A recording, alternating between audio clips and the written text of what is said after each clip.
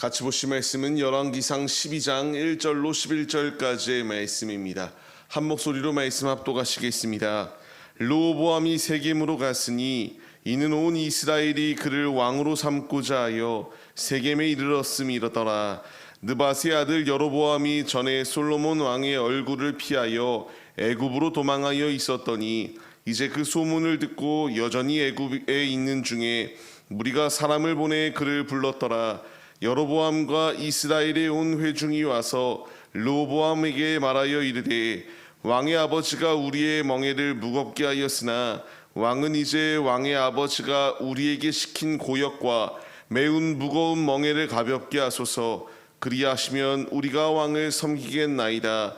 르호보암이 대답하되 갔다가 3일 후에 다시 내게로 오라 하매 백성이 가니라. 르호보암 왕이 그의 아버지 솔로몬의 생전에 그 앞에 모셨던 노인들과 의논하여 이르되 너희는 어떻게 충고하여 이 백성에게 대답하게 하겠느냐. 대답하여 이르되 왕이 만일 오늘 이 백성을 섬기는 자가 되어 그들을 섬기고 좋은 말로 대답하여 이르시면 그들이 영원히 왕의 종이 되리이다 하나 왕이 노인들이 자문하는 것을 버리고 자기 앞에 모셔 있는 자기와 함께 자라난 어린 사람들과 의논하여 이르되 너희는 어떻게 자문하여 이 백성에게 대답하게 하겠느냐. 백성이 내게 말하기를 왕의 아버지가 우리에게 매운 멍에를 가볍게 하라 하였느니라. 함께 자라난 소년들이 왕께 아뢰어 이르되 이 백성들이 왕께 아뢰기를 왕의 부친이 우리의 멍에를 무겁게 하였으나 왕은 우리를 위하여 가볍게 하라 하였은즉 왕은 대답하기를 내 새끼 손가락이 내 아버지의 허리보다 굵으니 내 아버지께서 너희에게 무거운 멍에를 매게 하였으나 이제 나는 너희의 멍에를 더욱 무겁게 할지라.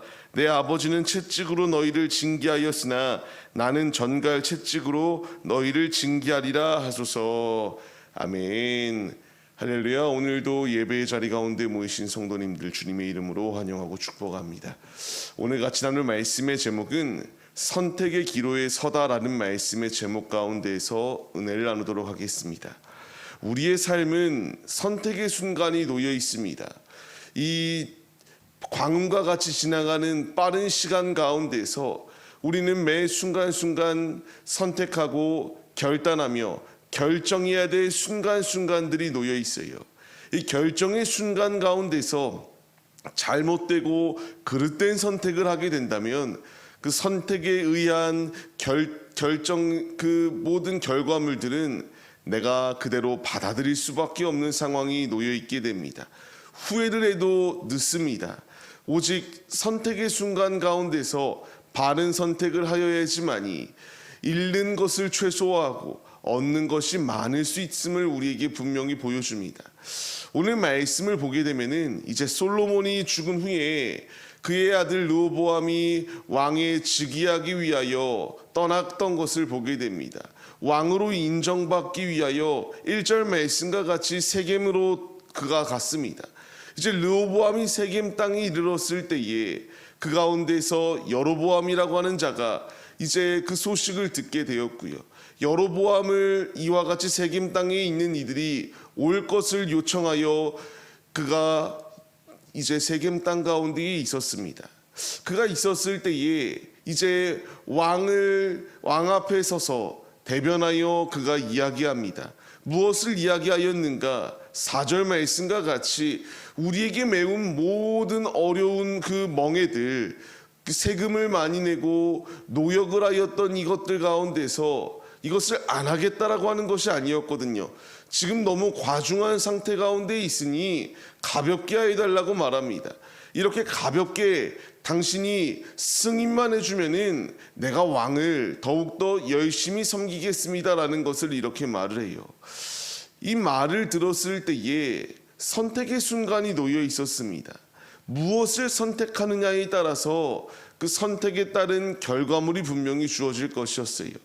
솔로몬 시대 가운데서는 하나님께서 함께하여 주셔서 그 자리 가운데서 이 노역 가운데서도 승리할 수 있도록 일하여 주셨다면 이제 하나님이 떠나게 되고 솔로몬이 그 많은 궁전과 왕궁과 성전들을 지어가는 과정들 가운데서 많은 그러한 인력과 재력이 필요하였기 때문에 이제 그것을 십시일반 열심을 다하여 섬겼던 이들은 어렵고 힘들었기 때문에 이와 같이 자신들에게 매여 있는 이 고통의 멍에를 줄여줄 것을 호소하였습니다. 이 상황 가운데서 르호보암이 얘기하였던 것은 그가 다시 3일 동안 내게 시간을 주면 생각해 보겠다라는 것을 말을 해요. 이 모습까지는 참으로 좋습니다. 생각해 보겠다. 즉시 결정하지 아니하고 생각하였던 이 모습은 참으로 좋지만 그의 행보를 바라봐야 됩니다. 이제 6절 이하의 말씀을 보게 되면은 먼저는 이제 슬기로운 신하들, 이제 원로들에게 묻습니다. 이 상황이 이렇게 놓여 있다. 이들이 노역이 너무나 힘들다고 하여서 자신에게 삭감을 해달라고 하는데 이 말 가운데에 어떻게 대답하는 것이 옳겠냐라는 것을 묻습니다. 이 말을 들었던 이 원로들은 7절 말씀과 같이 그들의 말대로 행하는 것이 맞습니다. 그러면 영원토록 그들이 왕의 종이 될 것입니다 라는 것을 이렇게 고백하기 시작합니다. 이 말 이대로 듣고 순종하였으면 됐습니다. 하지만 이 대답은 이 르호보암이 원하였던 대답이 아니었어요. 그렇기 때문에 이 선택의 기로 가운데 놓여 있을 때에 자신과 함께 자라난 젊은이들에게 다시 한 번 더 묻기 시작합니다. 노인들이 얘기하였던 것, 이 원로들이 얘기하였던 것을 버려버리고요. 내가 듣고 싶은 답, 내가 원하였던 그 답은 이미 정해놓았는데 그 답대로 말해줄 이들에게 다시 한 번 더 자문을 구합니다. 이 자문을 구하였을 때에 그들이 행동하였던 것은 무엇이냐? 솔로몬보다 더욱더 강력하게 이와 같이 옥죄이는 정책을 펼쳐나가야 된다는 것을 말합니다. 멍에를 더욱더 무겁게 해야 된다. 그의 아버지가 채찍질을 하였다면 이제 전갈 채찍질로 더욱더 고통스럽게 노역을 이렇게 감당하도록 해야 된다라는 것을 주장하였던 것이 그들의 모습이었습니다. 우리는 오늘 말씀을 통하여서 얻어야 될 분명한 교훈이 있어요. 선택의 순간이 놓여 있다라는 겁니다. 르호보암에게도 선택의 순간이 놓여 있었어요. 그 백성들이 요구하는 것처럼 수용하여서 그들의 의견에 같이 이렇게 완화시켜주는 것과 그들의 의견을 무시하고 내 마음대로 행하는 그러한 선택의 순간이 놓여 있었습니다. 선택의 순간 가운데서 내일 말씀을 나누겠지만 이와 같이 르호보암은 자신의 뜻대로 생각하고 결정을 지었던 것을 볼 수 있게 됩니다. 결국 그 결과물은 북이스라엘과 남유다로 나누어지게 되는 최악의 선택이 되고 말아요. 우리의 선택, 우리 역시 앞서 말씀드렸던 것처럼 매 순간순간마다 선택의 순간이 놓여 있다는 것을 말씀드렸습니다. 이제 우리의 선택의 순간 가운데서 우리에게 필요한 것은 육신에 의한 선택이 아닙니다. 하나님이 나에게 원하시는 뜻, 하나님이 나에게 말씀하시고자 하는 것이 무엇인지 주님 앞에 묻는 믿음의 모습이 우리에게 있어야 되고요. 르호보암과 같이 이 욕심의 끝을 버리지 못하여, 욕심을 버리지 못하여 끝내 자신이 이와 같이 분열되게 되어지는 극단적인 상황을 만들어내는 것이 아니라 아버지께 묻고 아버지가 원하시는 뜻대로 움직여야 함이 마땅하였다라는 것을 분명하게 보여주고 있습니다. 말씀을 받는 성도님들, 이제 우리의 삶 가운데서 선택의 기로 앞에 우리가 섰습니다. 이 선택의 순간순간들 가운데서 죄악된 선택을 우리가 행하는 것이 아니라 아버지의 말씀에 순종하여 믿음의 길을 걸어가는 믿음의 용사들이 우리의 모습이 되시기를 바랍니다. 육신에 의한 선택은 무조건 필연적으로 실패할 수밖에 없습니다.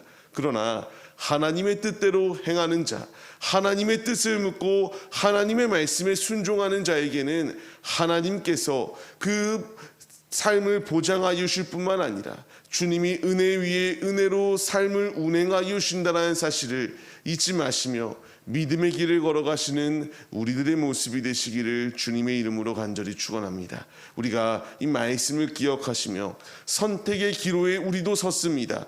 하나님을 섬길 것이냐, 마귀에게 굴복당할 것이냐, 선택의 기로 가운데 놓여 있을 때에 우리가 이와 같이 흔들리고 갈팡질팡하는 것이 아니라 나와 내 집은 오직 여호와만을 섬기겠노라고 하는 거룩한 결단을 가지고 주님께 온 중심을 내어드릴 수 있는 믿음의 선택이 우리 모두의 선택이 되시기를 주님의 이름으로 간절히 축원합니다.